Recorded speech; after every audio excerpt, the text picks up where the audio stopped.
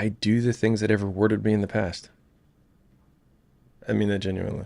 Like when I wake up earlier, better things have happened for me. When I do more work before I have my meetings, better things have happened for me. When I eat a certain way, I look the way that I want, and better things happen for me. And so I buck against rules really hard, and I don't know why that is. But like the moment someone's like, you can't have chocolate or you can't smoke or you can't whatever, I'm like, why not? I'll do it, and then still win at the thing to prove that that's not the point. Which is why like I get annoyed with a lot of the superstition around routine.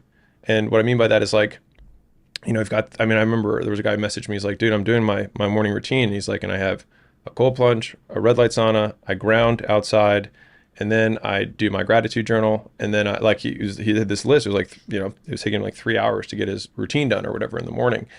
And I was like, you know, you could just not do that and work for 3 more hours every day. And I was like, I'll bet you'll make more money.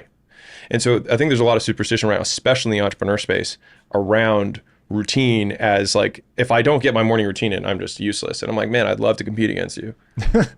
Right? Because like you have one bad night of sleep and you're fucked. I was like, I will continue to work because working has worked for me in the past. But I love what you were saying earlier with like success doesn't really care, or the result doesn't really care. 1 + 1, if you still do the addition, it equals 2, whether you're a good person or you're a bad person. If you make 100 calls or you make 100 pieces of content, the likelihood that somebody will find out about your product is greater than if you make 0, period.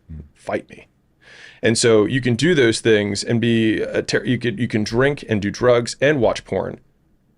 If you still do the shit, that's all that matters. Now, those things might make it more difficult, but I always came from the perspective of like, I want to do the formula and then live my life how I want to live.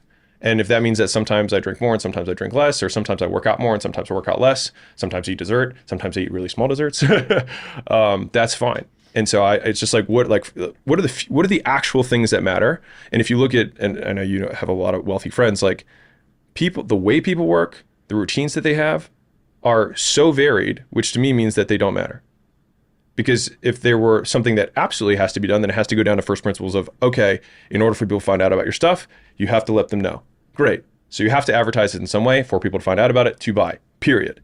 No, like anybody who has a business, that rule applies. Now, some of them are, don't drink. Some of them drink a ton. Some of them watch porn. Some of them don't watch porn at all and also make tons of money. And so I try to have as few rules as possible to give myself as much latitude to live my life.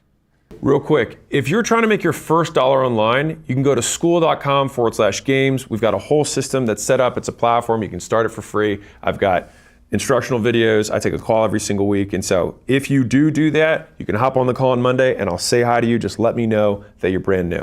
Most skills can be learned decently with about 20 hours of focused effort. 20 hours. Like the first 20 hours of you actually doing something, you learn the most you're going to learn about the thing. If you just consider by percentage of learning from like, nothing to 20 hours in, you already have a really good understanding of the thing. The problem is that most people will take years to start the first hour. And so that habit that you're referencing is that my speed, at least now as I've gotten better at this stuff, is that like I try and detract the time from when I want to learn something or when I want to start doing something to starting it as soon as I can, because I just want to start getting through those 20 hours as fast as I can. Yes. And so that's just been a very tangible, because it seems like this amorphous thing, but there was a study that was done. There's like, in the first 20 hours, you can learn almost any skill. Playing guitar, running an ad, doing you will learn more in that first 20 hours than any other time. So it's like, then just get to that 20 hours and don't delay. Yes. And that's been one of the deepest lessons I've had, because it took me 4 years to learn how to build a website, and it took me 1 day to actually learn.